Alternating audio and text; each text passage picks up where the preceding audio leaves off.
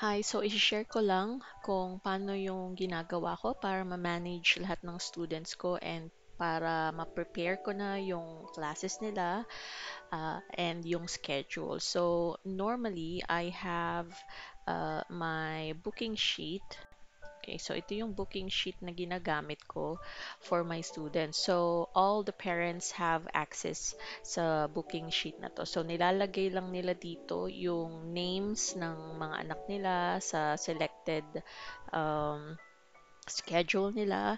And then kapag may color na, ito yung paid na. It means nag-paid na sila ng advance. So once na nalagay na nila dito and paid na sila, so ngayon, ginagawa ko, since meron akong individual sheet for each students, dito ko nilalagay lahat ng schedule nila, also feedback for their classes, pati na rin yung lessons, and also yung student, parents, meron din silang access sa sa sheet na ito.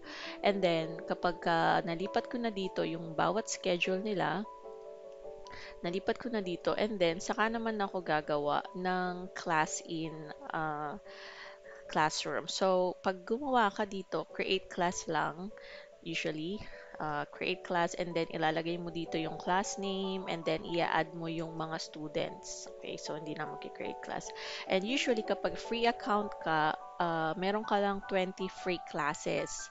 So, kaya nagkaroon ako ng multiple accounts. Pero meron na akong mga advanced classrooms na nagawa. So usually, since sa isang buwan, 20 classes lang, so gumagawa na ako ng 20 classes. Kapag wala pa student na nagbo-book doon, temporary classes lang ginagawa ko. It means naglalagay na ako ng dates o ng classes ahead and then ini-edit ko na lang siya yung time, yung date, and yung student na gagamit nung classroom na yon. So ito, since gumawa na ako for these two students, so kung makikita mo, may numbering akong ginawa.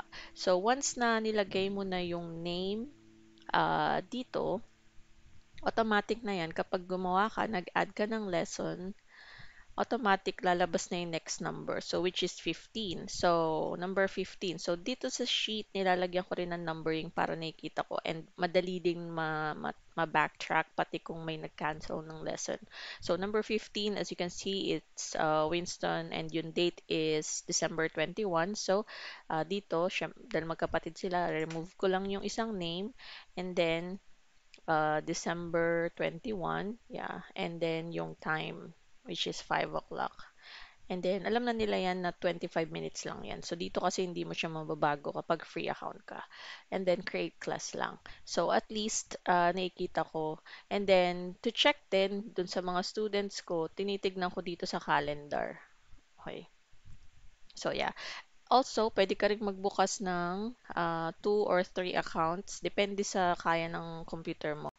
Kaya madali ako nakakalipat sa isang class. Okay. So, kung may tanong kayo, just message me, okay? Thank you.